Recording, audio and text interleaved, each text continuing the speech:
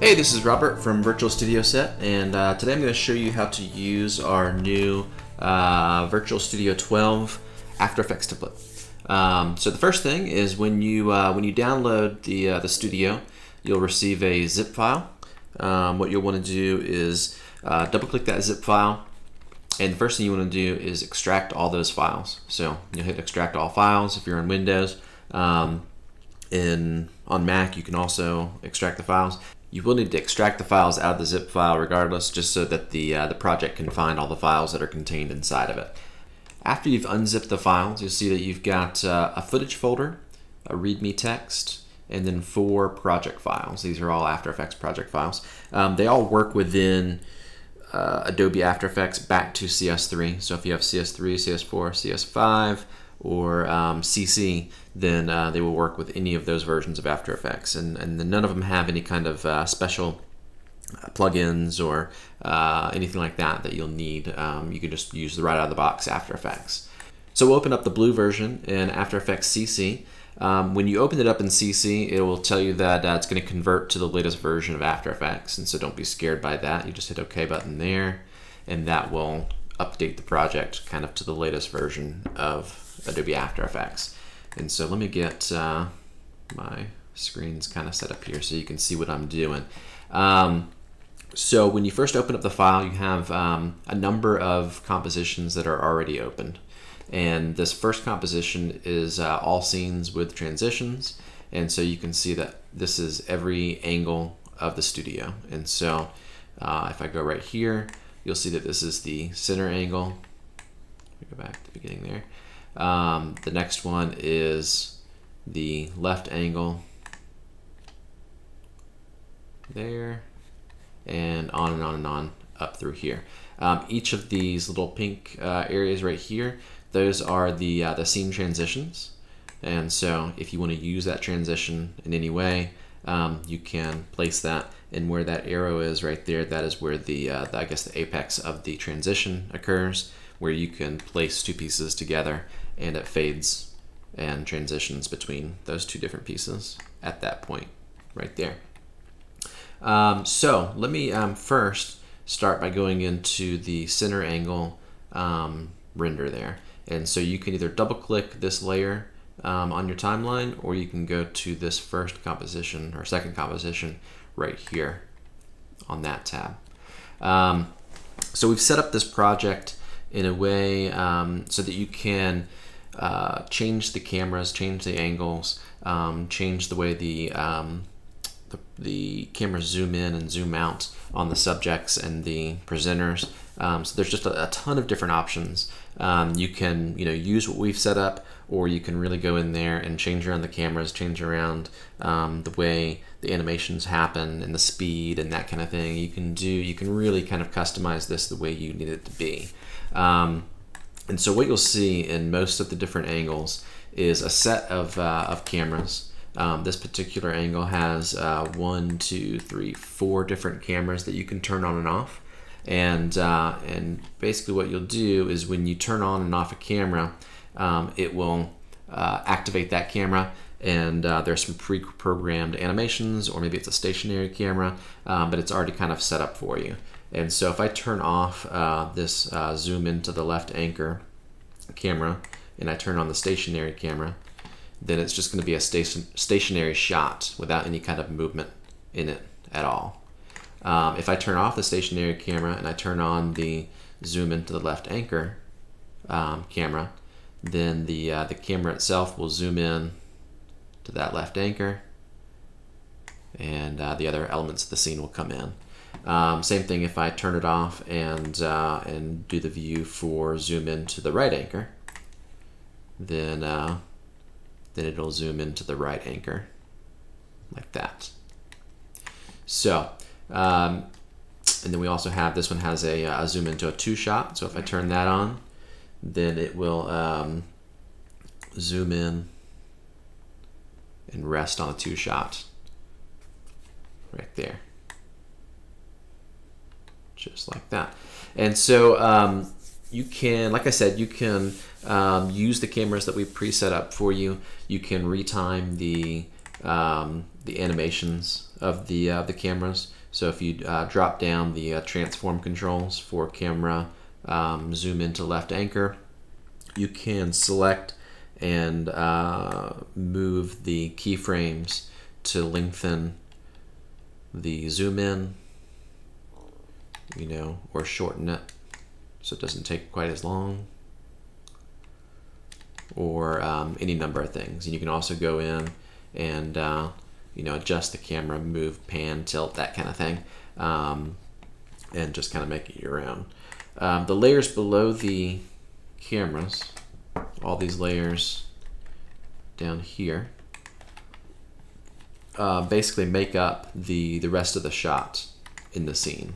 And so you'll see that we have background content right there. That is the background content that kind of shows up in that little atrium kind of area. The center background, which is your center angle background. Footage monitor 01, 02, and 03. Those correspond to the background monitors 01, 02, and 03. And so you can change those out. And another thing about changing out the background monitors, if you change them out within these compositions, the footage monitor 1, 2, and 3, if you make the changes here, it'll update for every angle. So every angle where you see those monitors, where you see them right here and right here on a different angle, if you update them, they will update globally.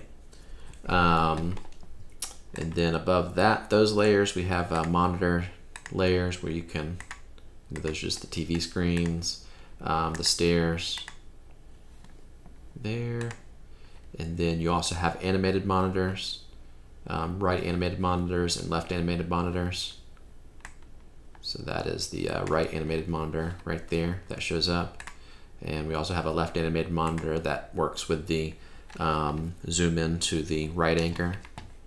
So you can turn those on and off. We have our talent shots 1 and shot 2. And those are that layer and that layer.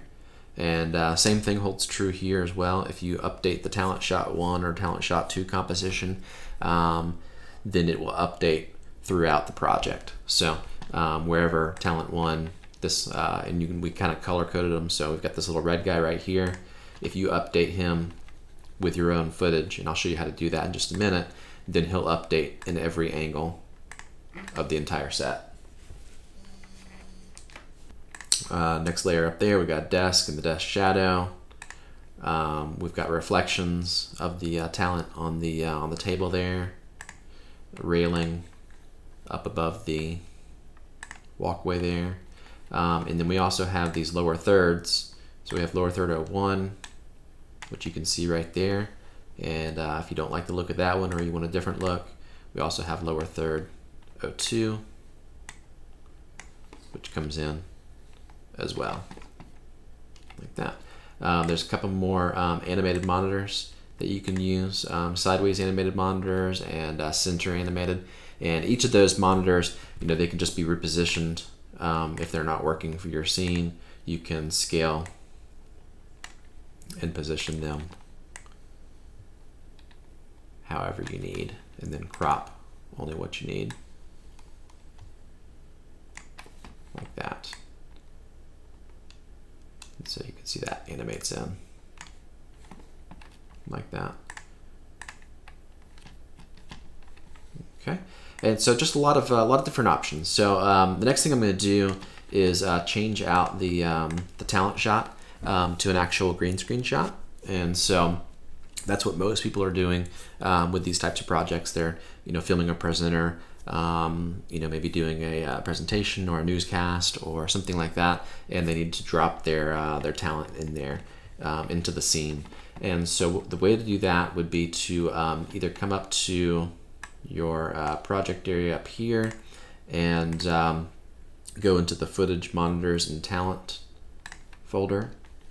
And you'll see that each of these, all the compositions in this area are all of the footage monitors, talent, and background footage that you see in the scene. So footage monitor 01, which is this monitor right there. Footage monitor 02, which is this background monitor. Monitor 03, and then on and on and on. Background content shows up right here, and we've labeled each of these different monitors with the name of the composition, so you can find it very easily if you need to.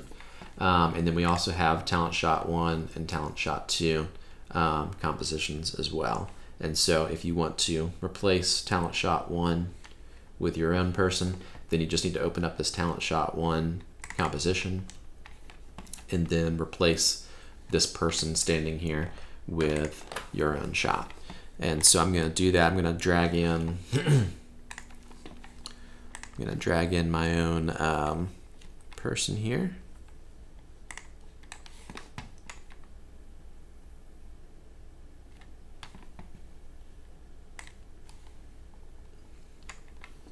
Like that. And so I'm going to drag her down onto the timeline. The next thing I need to do is to apply a chroma key to knock out the green screen. And we have some other tutorials where I kind of go more in depth into this. But you go to Effects, and then I use Key Light generally.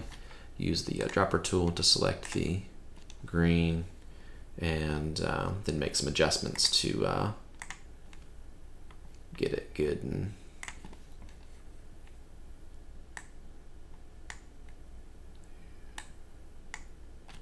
that. All right, and then you'll just want to kind of position, the easiest way is just kind of position your person, you know, generally the size of the placeholder image that we have there. And then once you're satisfied with that, you can turn off the text layer that says replace with your talent shot and the full body PNG that we have in there. And so now if we go back to the center angle, then we'll have our talent shot right there, like so. And if you need to scale or position the talent, you can do that. You can do that in this in the scene itself, or you can go back to the talent shot and kind of adjust down. For this particular one, I'm going to flip her horizontally. There. I'm going to use that as a guide.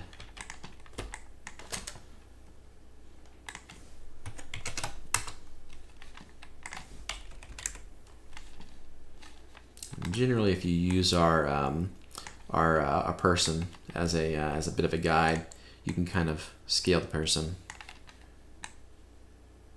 to fit, and then turn it off. And generally, they will look, pretty decently scaled for the for that particular shot. So now, if the camera zooms in, you can see the camera zoom in, and we have our talent right there. So let me just do a quick preview so you can kind of see what that might look like. So now if I play through, then you can kind of see how everything comes together.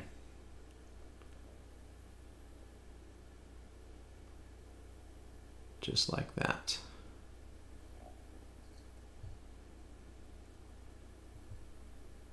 All right, and then just to kind of show you how the different background monitors and that kind of thing can be replaced. You'll want to go to your footage monitors talent folder there, and then we're just going to change out all these background monitors with our own content, and just show you how quickly that can be done. So the background content, if you double click that, that is the content that shows up in this area right here, and so we have a little motion graphic that you're more than welcome to use. It's just a looping, kind of graphic. But if you want to change it out and have it be, a city skyline or, something else, then you can just import, either a piece of video footage or a still graphic to use back there. The footage monitor 1. These are the background monitors that show up in these TV screens. They can be, some subtle animation. It could be a logo animation that's spinning, or it could be, a piece of footage that relates to a piece, or, something of that. Or it could just be a still logo. It can be really whatever you want it to be. but you'll just need to import it and then replace this footage with whatever you want. So let me just import a piece of footage. One for the right, one for the left. And so if I bring this down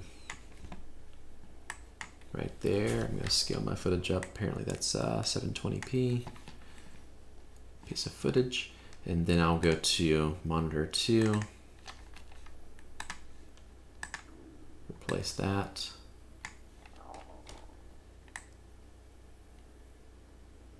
Like so. And then if I go back to the center angle, you'll see that that both pieces of monitor, or both, you'll see that both monitors have been replaced with that footage. And then if I go up to footage 3, I'll just bring this one down again.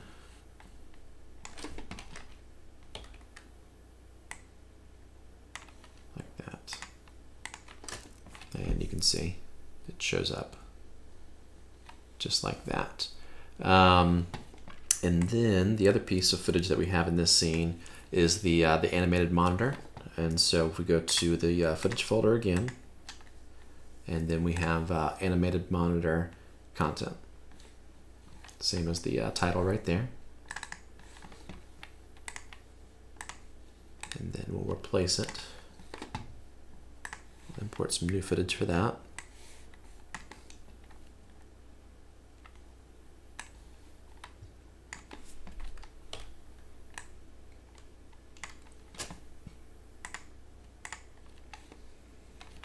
And you can see that it replaces whatever the footage is in right there. So let me kind of do a test render of that so you can see what that looks like. Okay, so you can see now if I play through, you'll see that we've got the monitor footage in the background, got the monitor that comes down with the footage that we placed inside of it.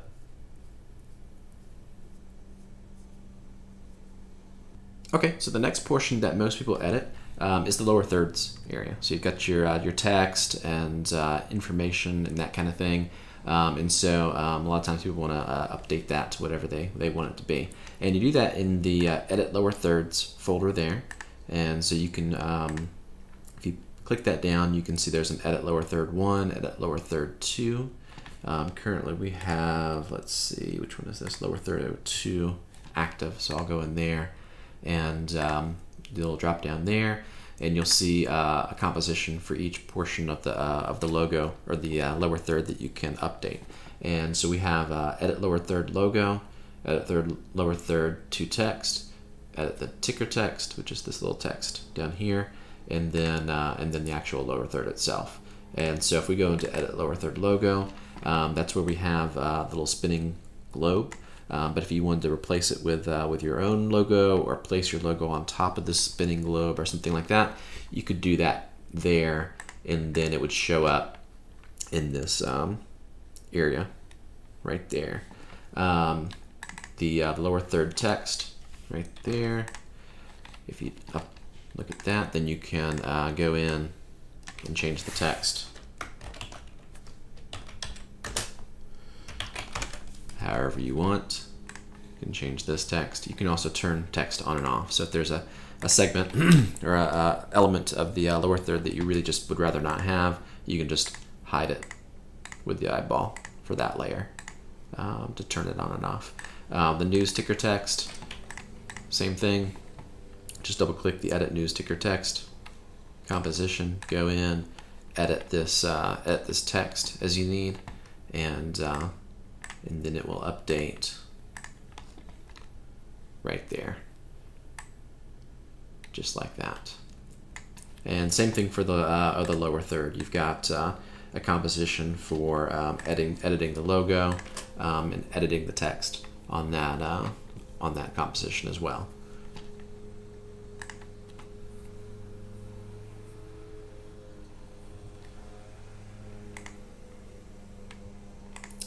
So that's pretty much it. You've got all the different angles in this project, and like I said, if you edit or if you change the animated monitor content, it's going to update throughout the whole project for you. If you change somebody's title, it's going to update on every angle where that title is already there. Same thing for this monitor area and for the talent shot. If you edit the talent shot in one place, then it's going to update for every angle. And so then you can just go through and figure out which angle works best for your composition. And so we have all these different angles and setups that you can choose from. And some are more suited for stand-up shots. So this is not a full stand-up shot, but if you had a full stand-up model, you know what, why don't I just go ahead and do that? All right, so let me bring in a piece. I'm going to bring in a piece of footage with a person who's full body, so that you can see on this little balcony shot how we can have them kind of standing in the scene. And so let me import this person in. I'm just going to use a still graphic actually, or a still shot of the person, just to make it easier, a little quicker. And so on our talent shot 1, I'm going to turn her off for right now, and then I'm going to import my person. I'm going to turn on our little placeholder so I can kind of see how big she needs to be, so you can kind of scale your footage based on that. All right, this particular one I'm going to just crop her out like that, and turn off the placeholder so we can see. So now if I go to the upper angles, you can see a full body shot, really works well with some of these different upper angles. Let me preview that so you can kind of see how that looks with the animated camera and everything. And so you can kind of see how this might look with a full body shot.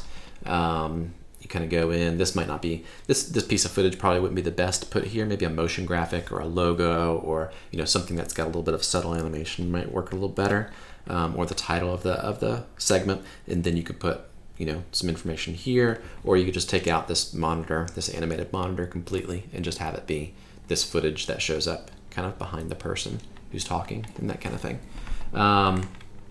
So like I said, we've got a number of different angles to choose from. This is a second kind of upper area, and so you can choose whichever one works best. Whichever one works best for you. The last thing I'm going to show you is how to edit the accent color in the piece. So the project itself comes with about 4 different variations of this background color. But if you want to dial in kind of a specific color for your brand or for your logo, or something like that, then you can do that. If you go to the accent color composition, which is should be opened by default. It'll be right after upper angle. It have to be right at the end of all the different angles. There's a composition called accent color, and you can also make the change here in this folder right here where it says change accent color, right there. And so you can double click that, and the accent color is changed by adjusting the hue of this adjustment layer. And so you just select this where it says change accent color, adjust hue, then just select that, and then just adjust the hue until it gets to be the color that you'd like it to be. So, if you'd rather have more of a purple background in your scene, then you can do purple. If you'd rather do more of a green, then you can do green. And once you make the change on the accent color, it updates throughout the project globally. So makes it really easy to kind of experiment and play around with it, but also just to kind of make it a little more customized for you. So that's it. I'm going to put the link to the project file in the description. If you have any questions, feel free to get in touch with us on the website. On the contact page, you can email us for more information, or feel free to give us a call, and I'd be happy to talk to you and walk you through it. So thanks for watching this tutorial, and thanks for your business.